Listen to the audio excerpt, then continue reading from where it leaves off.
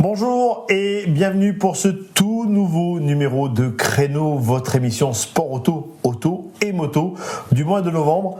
Avec moi, le consultant que vous appréciez et que vous attendez, Luc Deville. Luc, bonjour. Bonjour Jérôme. Je t'ai gardé ton micro, fétiche. J'en suis très heureux. C'est comme une voiture, on garde le même numéro, on garde le même volant. Et c'est un vrai bonheur, je te remercie. Est-ce que tu vas réussir cette émission comme le mois dernier ?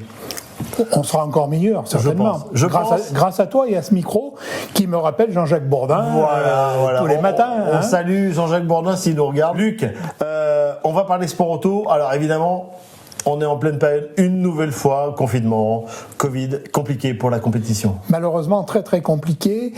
Puisque tu sais qu'on n'a pas eu d'actualité pratiquement. Pas beaucoup. Alors heureusement, on a quelques pilotes qui arrivent à développer leur savoir-faire et gagner un petit peu.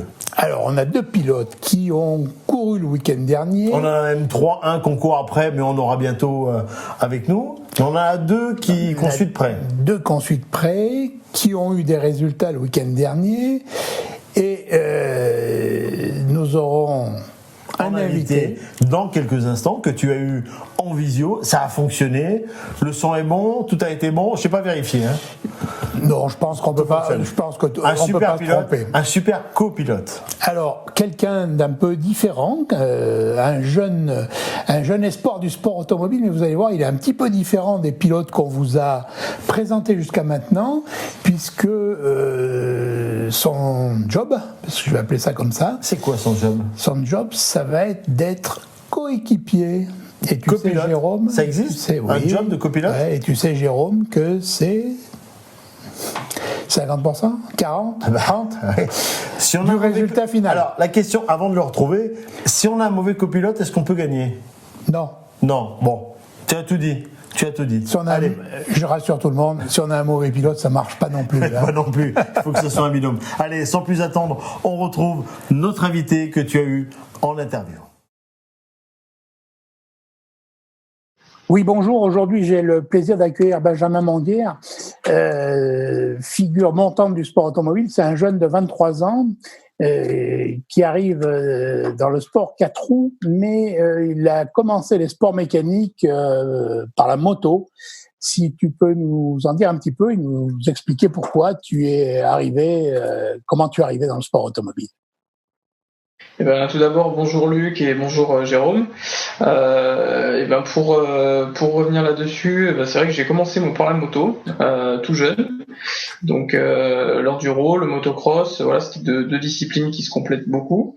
Et puis c'est vrai que j'ai eu quelques blessures en fait en moto qui m'ont un petit peu poussé à réfléchir sur un petit peu la suite de tout ça, et puis après il y a eu une rencontre qui a fait que c'est la rencontre avec Pierre de Couzon, qui est un copilote local très reconnu, voilà, et donc il m'a mis un petit peu le pied à l'étrier niveau rallye. Voilà, moi j'ai été le voir sur quelques courses, et puis c'est parti comme ça. Il a fallu essayer, et puis après le virus a pris, et puis voilà quoi, tout s'est lancé après assez vite en fait.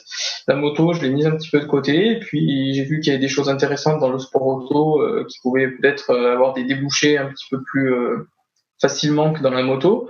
Donc après voilà, tout s'est enchaîné là-dessus. Il y a eu Philippe Janvier après qui est arrivé par la suite aussi pour me mettre vraiment dedans, et puis après on est parti. Donc je t'interromps de petites secondes. Donc on voit que le milieu tiernois était important pour toi. Tu t'es entouré des bonnes personnes et tu as eu une approche dès le départ assez professionnelle, parce que tu as commencé par une filière qui est à mon avis importante pour quelqu'un qui veut essayer de gravir les échelons dans le sport auto. Je veux parler de la détection et de l'opération Rallye Jeune. Ouais, et ben tout à fait. C'est vrai que j'ai eu cette approche. En fait, c'est les débuts en sport auto, donc c'était vraiment pour essayer. Après, du moment où ça a mordu, on va dire, et où j'ai vu qu'il y avait éventuellement quelque chose à faire, voilà, c'est vrai que que ce soit Pierre ou Philippe, m'ont de suite poussé à aller faire des sélections avec Rally Jeune, parce que voilà, comme tu viens de le citer, Rally Jeune, c'est quand même une détection de pilotes essentiellement et depuis peu de copilotes. Et donc c'est une étiquette qui a vraiment une valeur quand même importante dans le milieu. Et disons que pour passer l'échelon supérieur, c'est pas négligeable, quoi. C'est une très belle ligne sur le CV. Il nous apporte des bonnes choses, donc fallait tenter. Et donc après seulement, je devais avoir peut-être 12-15 rallyes dans les pattes. J'ai voulu aller à Rally Jeune copilote. Et puis c'est vrai que ça l'a fait, quoi. J'ai passé les étapes les unes après les autres jusqu'en finale. Et puis voilà, pour me retrouver sur le podium des 3 candidats qui gardaient pour la suite, quoi. Donc c'était je pense la bonne opération. Donc ça a été le pied à l'étrier et cette qualification, enfin je vais qualifier ça de qualification sur le podium de la détection copilote Rally Jeune, hein, puisque je rappelle que l'opération Rally Jeune initiée par la FED, initiée par la FFSA, détecte d'une part des pilotes et d'autre part des copilotes. Donc dès que tu as eu cet adoubement par Rally Jeune, en fait, ça t'a permis de mettre le pied à l'étrier dans la pratique et de monter dans des autos. Et là, c'est toi qui vas nous expliquer ce que tu as fait. Oui, ben c'est vrai que Rally Jeune, voilà, c'est à la base, en fait, il sélectionne beaucoup de pilotes. Ça a été créé, si je dis pas de bêtises, en 1995 par Julien Pinonero, qui est de la région également. Encore. Hein, voilà. Et voilà, qui a sélectionné les plus grands, hein, qui sont sortis de Rally Jeune, hein, Sébastien Loeb, Sébastien Ogier, Nicolas Bernardi, etc. Donc voilà, tous des grands noms. Et puis on peut difficilement faire mieux, hein, on peut. Ça va être compliqué, voilà. Et puis donc après, ça a été repris par Nicolas Bernardi, qui est sélectionneur maintenant de l'opération. Et ils ont voulu créer la partie copilote parce qu'il y avait aussi une pénurie de copilotes à haut niveau. Et pour faire une sorte de vivier au sein de la Fédé. Donc c'est vrai que de ce côté-là, c'est très intéressant. Et oui, donc après, moi... Effectivement, n'oublions pas quand même que on parle de rallye aujourd'hui dans cette émission. N'oublions pas effectivement que les plus grands pilotes, tu as cité Ogier, tu as cité Loeb, tu as cité Bernardini, on peut en citer des dizaines. On peut reconnaître leur qualité et ce sont des gens extraordinaires. Ils sont toujours en binôme, c'est-à-dire qu'on ne parlerait pas de Loeb sans Elena. On parlerait difficilement d'Ogier sans Ingracia. Donc, il faut pas oublier que c'est un couple, hein, le rallye automobile, c'est pilote plus copilote. On a quand même quelqu'un dans la région qui est toujours actif, c'est Denis Giraudet, notre voisin de la Loire, qui depuis 40 ans est au plus haut niveau. Donc, c'est vrai que c'est un bel exemple à suivre. Oui, tout à fait. C'est vrai que Denis Giraudet, c'est l'exemple, hein, ni plus ni moins, parce que pour moi, il est même supérieur à Daniel Elena, parce que Denis, déjà en termes d'adaptation, il a eu énormément de pilotes. Il s'est copiloté quasiment, pas dans toutes les langues, mais presque. Et ça, c'est je dirais, le seul au monde à pouvoir proposer ça et savoir faire ça. Donc, c'est un sacré exemple. Et il est encore très très très très bon, mais il roule encore et respect. Ouais, il est très actif il est très actif et c'est pour ça que je me demandais si ça n'a pas été un petit peu un modèle pour toi et tu vas nous le raconter maintenant, qui a couru avec plein de gens différents, dans plein d'autos différents, dans le cadre de plein d'épreuves différentes. Et je pense que pour toi, ça va s'appeler l'expérience. Mais tu vas nous le dire mieux que moi. Ouais, et ben en fait c'est vrai que Denis a roulé dans plein d'autos, dans plein de championnats, championnat du monde, championnat d'Europe, championnat de France, etc.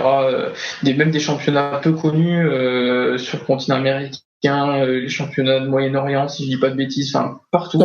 Et c'est vrai que moi c'est quelque chose qui me plaît, ça, car depuis mes débuts j'ai quand même beaucoup changé de pilote.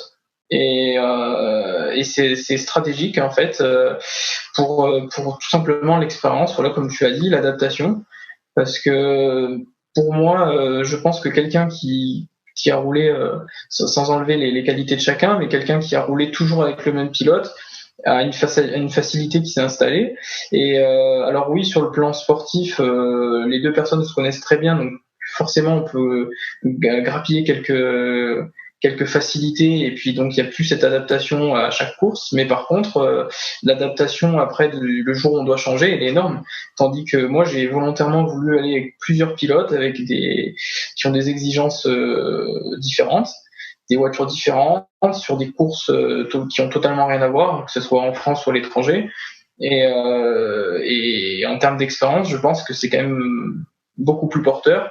Et le jour où il y aurait éventuellement une opportunité très intéressante avec un statut plus professionnel, avec des contraintes plus lourdes ou des exigences très poussées, je pense que ça sera plus simple de pouvoir s'adapter et proposer quelque chose de complet à cette demande, quoi. Oui, ces différentes expériences t'ont en fait permis et te permettent encore à l'heure actuelle de bien cercler l'ensemble des problématiques du copilote. Le copilote, un peu cet inconnu qui pour nous et pour les, enfin pas pour nous, mais pour les gens qui ne connaissent pas trop nos sports, n'est qu'un sac de sable, hein, c'est comme ça qu'on vous appelait à une époque, et qui en fait a une implication énorme dans les résultats de l'équipage. Le pilote conduit et le coéquipier fait tout le reste finalement. C'est vite résumé, mais c'est un peu ça, non? C'est totalement ça. Après, il y en a qui ça plaira pas forcément de dire ça, mais je pense que c'est quand même la réalité des choses. Le pilote, bon, forcément, il faut qu'il ait aussi des facultés, etc. Mais c'est vrai que le copilote gère tout à côté, que ce soit la diction des notes, aider son pilote pour la prise de notes, des conseils sur plein de choses, que ce soit sur les réglages de la voiture, etc. Savoir changer les roues, avoir des notions de mécanique, la réglementation, et puis même en amont de tout ça, tout ce qui est préparer les hébergements, les reconnaissances, tout structurer avec l'équipe, etc. Donc il y a un boulot qui est quand même très complet. Et après la course, tout ce qui est debriefing, les remerciements, les communiqués, etc. Donc et souvent ça c'est le copilote, à niveau intermédiaire ou à plus haut niveau, mais c'est souvent le copilote qui le fait. Et si on veut le faire bien et sur des programmes complets, c'est un véritable job à temps plein, quoi. Ou presque. C'est un job très très varié et en plus sûrement un peu de psychologie parce que ça ne doit pas être toujours facile. Non, c'est pas toujours facile. C'est vrai qu'il y a des pilotes qui ont des facultés à pas se mettre de pression, à être bien dans leur course, etc. Et donc du coup, ça déroule tout seul. Et il y en a d'autres aussi où il faut faire de la psychologie, il faut remotiver un petit peu les troupes, il faut savoir tempérer par moment, et ça c'est pas forcément évident. Et je pense que c'est aussi ce qui fait d'un copilote à l'autre le petit plus de pouvoir entre un mec qui va pouvoir gérer son pilote correctement et puis aller au bout de l'objectif et le mec qui va se laisser un petit peu déborder par tout ça, et ça c'est pas évident. Et je pense que ça, pour l'acquérir, il faut vraiment plusieurs personnes, et des personnes qui ont des exigences poussées et qui vont vraiment pousser dans les derniers retranchements pour arriver après à cerner tout ça, quoi. Ok, Benjamin, c'est hyper intéressant. Question piège quand même, en fin de cette première spéciale. Quel est l'auto qui t'a le plus impressionné? Est-ce qu'il y a un pilote qui t'a particulièrement amené quelque chose? Ou je veux pas te demander de faire une liste, surtout pas, parce que d'abord c'est pas possible et puis ils ont tous leurs qualités. Mais est-ce qu'il y a un rallye, une expérience, une auto, un pilote qui t'ont particulièrement impressionné? Alors oui, comme tu l'as dit, c'est pas évident parce que je voudrais décevoir personne, mais c'est vrai que non. Après l'auto, ça sera la Ford Fiesta WRC.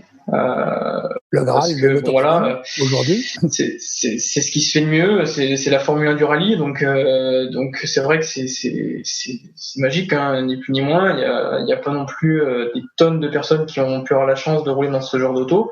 Donc c'est vrai que c'est le pied. Donc et puis c'est très très poussé en termes de technologie, et c'est super intéressant pour apprendre justement. et à faire une course dans ce genre de voiture, on apprend énormément, quoi. Donc ça, c'était une voiture et un pilote, Armando Pereira.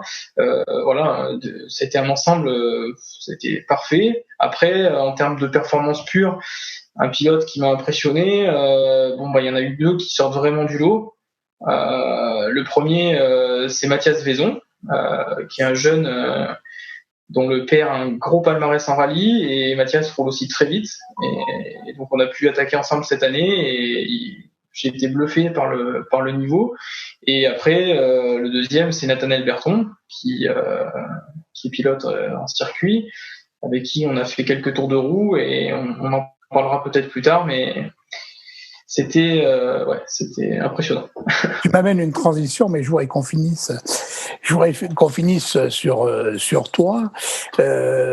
En deux mots, après cette année 2020 bien compliquée pour tout le monde, je sais que tu n'as pas fait autant de courses et tu n'as pas participé à autant d'épreuves que tu l'aurais voulu. Alors, on va pas parler du passé, 2020 est sûrement un peu oublié pour tout le monde. Quelques projets pour 2021, c'est peut-être un peu tôt, c'est peut-être encore un peu confus. Deux mots là-dessus. Ouais, c'est un petit peu confus pour le moment parce qu'on n'en sait pas trop, on n'a pas trop de visibilité. Alors, il y a des choses qui sont dans les tuyaux. Dans tous les cas, si les rallyes reprennent, je roulerai, ça c'est sûr. Il y a des pourparlers.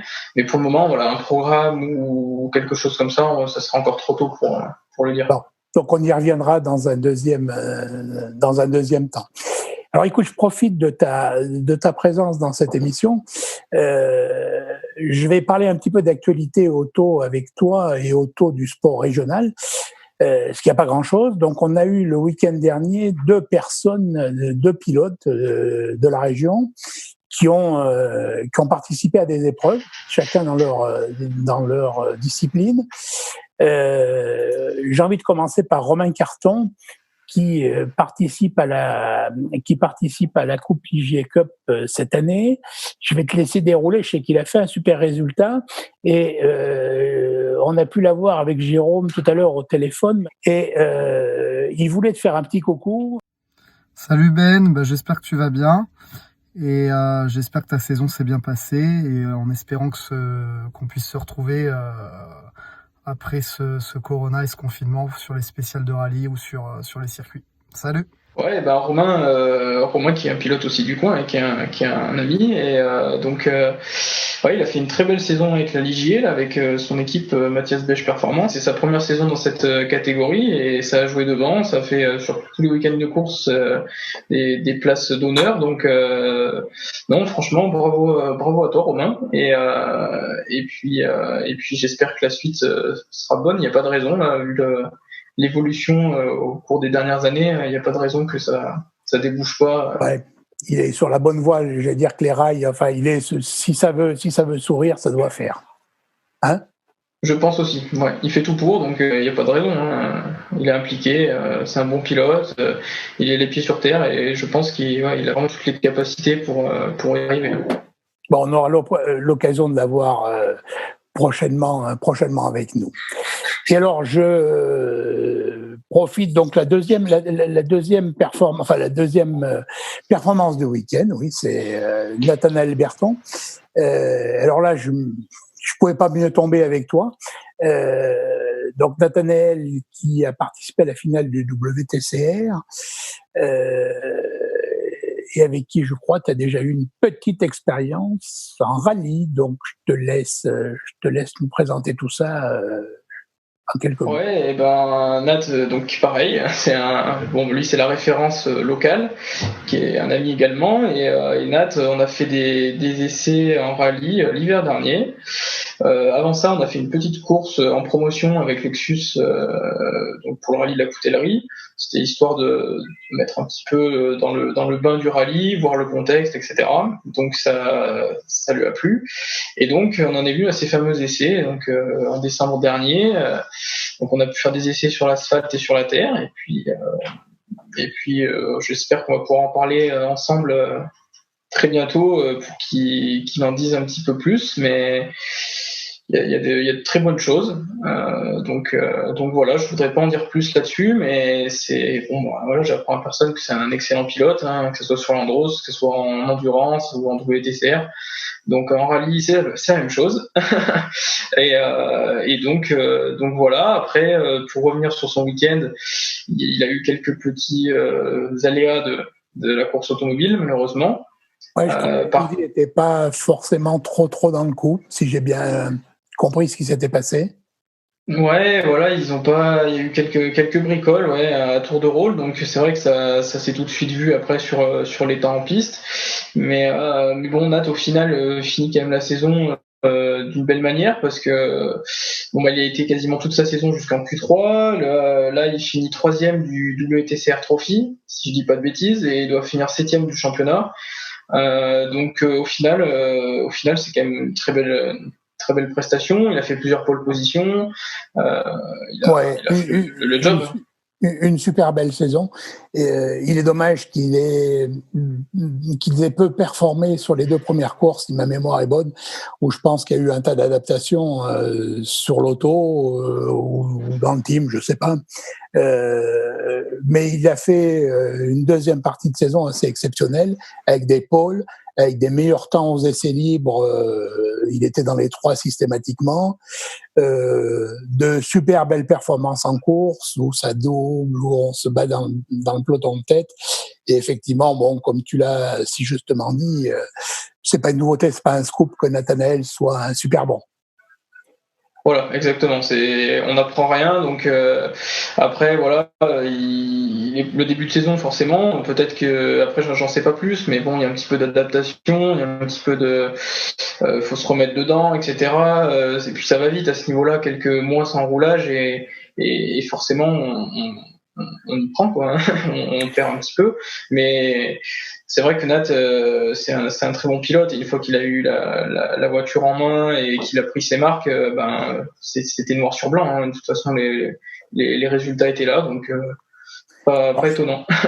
Alors je pense qu'a priori tu peux peut-être me le confirmer, mais Nat repartirait en trophée Andros pour la saison 2021. Ouais, normalement, c'est ce qui était prévu, donc il devrait repartir sur le trophée Andros avec l'équipe Puissier Compétition sur la Peugeot, comme l'an passé, et donc voilà, on va pouvoir le revoir tout l'hiver sur la glace. Alors, écoute, on va s'engager un petit peu parce que finalement, on aime les sports mécaniques. On prend quelques risques, mais là, le risque est pas bien grand. J'espère. Je déflore un peu le sujet, mais on en a parlé un petit peu ensemble.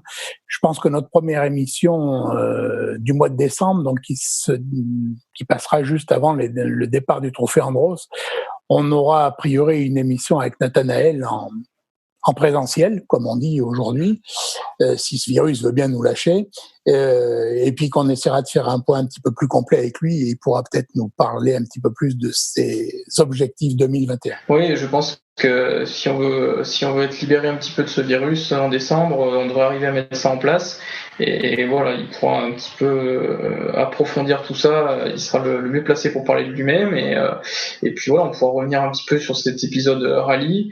Et voilà, et puis pour la suite le concernant, donc je pense que ça sera très sympa. Bon, ben écoute, je pense qu'on va se quitter sur ce moment que j'ai partagé avec beaucoup de plaisir avec toi. Je pense que tous les gens qui nous suivent auront eu grand plaisir à t'écouter, parce qu'on a fait, on a balayé un petit peu globalement le sport automobile régional finalement, avec le peu d'actualité qu'on a, et c'est bien dommage. Et puis je pense qu'on va pouvoir, ce qu'on y croit fort, et puis ça va être sympa, on va se donner rendez-vous ensemble et avec Nathanaël Berton pour le mois prochain. Et oui, on y croit. Bon, il n'y a pas de raison, ça semble parti sur une bonne voie, donc il n'y a plus qu'à espérer. Et puis, écoute, je voudrais te remercier pour cette interview, donc toi et Jérôme, et puis donc en espérant se voir très vite au mois de décembre pour parler encore de voitures. C'est un grand plaisir. C'est un souhait partagé. Et puis, merci encore à toi pour ta disponibilité, et à très bientôt. Eh bien, merci à tous les deux, et à très bientôt. Salut Benjamin. Salut. Luc, quel bel entretien. Bon, pour une fois, ça a marché, hein, le Zoom, l'interview, le son. Le son, tout à fait. Bon, parce que tu n'étais pas chez toi aussi, hein, donc tout a fonctionné. Et puis pour une fois, tu as su faire aussi. Il faut le dire quand même. Hein. Bon, quel copilote, maîtrise totale. Quel copilote. On a découvert une partie un petit peu, c'est de l'iceberg, la partie cachée de l'iceberg dans un rallye. On aime bien le pilote, mais le copilote, c'est important. Alors, effectivement, on connaît tous le pilote. Ça a été un des moments de mon entretien avec Benjamin. Que serait l'Aube sans Elena?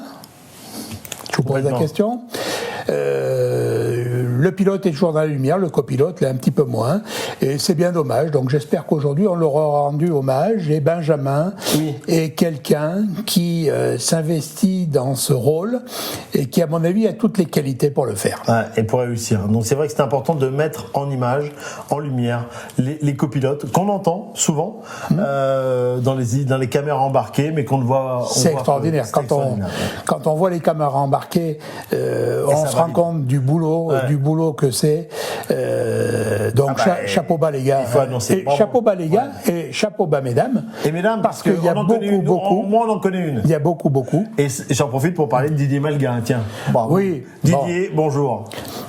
On avait quand même envie de te brancher aujourd'hui, et on n'a pas pu se retenir. Mais on préfère quand même ta copilote à toi. Voilà, on préfère ta copilote si souvent tu te montres. Mais ils sont champions et championnes du monde. On les embrasse tous les deux. Un petit coco à eux deux. C'est un clin d'œil pour les copilotes. Alors, merci à Romain Carton qui a fait un super résultat. Il a fait une belle saison, une demi-saison avec le Covid, c'est pas facile. Oui. Mais il fait partie des pilotes en devenir et des pilotes auvergnats. Alors effectivement, Romain a gagné le week-end dernier. Donc il a gagné la dernière course. Benjamin nous l'a rappelé tout à l'heure. Il finit deuxième du classement final, ce qui est une super performance. Et j'espère on espère tous qu'il va pouvoir rebondir en 2021. C'est facile pour personne, mais on vous donnera très bientôt de ces nouvelles et on croise les doigts très fort. Il sera avec nous. On va essayer de faire une grande émission avec des pilotes avec nous en vrai, pas forcément en visio ou en visioconférence, mais on essaiera évidemment avec le confinement. C'est pas facile d'avoir les pilotes avec nous. On a passé un super moment. Ouais. Comme d'habitude. Bon, on essaie de parler de sport, auto, de moto, de voiture. Moto, l'actualité n'est pas forcément très reluisante. Alors notre pilote français, en MotoGP, il a bien débuté, il est pas bien là. Oui, mais bon, il a fait une super saison quand même, et je pense que on va pas lui enlever ses victoires. Mais bon, c'est la douloureuse expérience des sports mécaniques. C'est pas écrit, c'est pas facile. Il a démontré toutes ses qualités, et puis on sait qu'il va rebondir, non pas sur le goudron, mais sur les podiums. Ouais, c'est clair que c'est un lancement pour sa carrière, et c'est vrai qu'on attendra beaucoup de notre pilote français. Luc, merci pour tout. Merci Jérôme, merci à toi. Mois de novembre. Neige en novembre, Noël en décembre. On était bien, mais bon, voilà. C'est vrai que c'est compliqué de vous parler de sport auto ou de sport en général quand tout est arrêté, mais on continue à donner un petit peu des nouvelles. Il y a aussi les pages Facebook qui parlent de sport auto, de tout ce que vous faites et tout ce que vous avez fait, et de toutes ces photos anciennes, rétro, des anciens champions que nous avons aimés en Auvergne. Encore un grand bravo pour tout ce que vous faites sur les réseaux sociaux. Il faut associer notre ami Jean-Michel Bayen, qui a créé cette page qui ressemble étonnamment à la tienne, puisque ça s'appelle Sport Auto en Auvergne. Et moi, on regarde les gens du sport, mais on est synchro. Et on a la même délimitation géographique, puisque c'est l'Auvergne, c'est l'Auvergne administrative, plus carrément la Loire. Et carrément la Loire. Donc, puisqu'on a la chance d'avoir de grands champions dans la Loire. Donc voilà, donc c'est deux choses qui se recoupent un peu et j'en suis très heureux et j'espère qu'on vous fait tous plaisir avec ça. Voilà. Bon, nous ne sommes pas à la Flèche d'Argent, malheureusement les restaurants sont fermés, nous avons trouvé un lieu neutre. On retournera dès que les restaurants et le restaurant sera ouvert. On ira de nouveau voir notre partenaire, la Flèche d'Argent à Roya, bien évidemment, pour tourner dans cet univers un petit peu magique aux couleurs du sport automobile. On les salue, on leur souhaite bon courage. On salue également notre ami Adrien Paco qui nous suit, grand membre de la Flèche d'Argent. Voilà, Adrien, on te salue avec toute l'équipe de la Flèche. Luc, à très vite. À très très vite. Un coucou à François également. Coucou à François notre producteur. Qui est pas là aujourd'hui. Voilà. Mais alors, c'est un producteur qui n'a pas d'argent, mais c'est quand même notre producteur. Voilà, mais il a fait un arrêt au stand aujourd'hui, oui. mais bon... il sera avec nous... Le stop and go va être de courte durée parce qu'il n'a pas pris beaucoup de pénalités, donc il n'y a aucun souci. Il sera avec nous, voilà, beaucoup de convivialité, vous l'avez compris, dans notre émission Créneau, qui traite le sport automobile en Auvergne et également du côté de la Loire. Luc, merci beaucoup. Merci Jérôme. On se dit à très vite et puis nouveau numéro en décembre, bien évidemment. Et on vous souhaite de belles journées et un bon déconfinement, même si le gouvernement nous dit pas de déconfinement. Allez, on va déconfiner en douceur pour que l'on puisse reprendre la vie en douceur également en France. Merci Luc.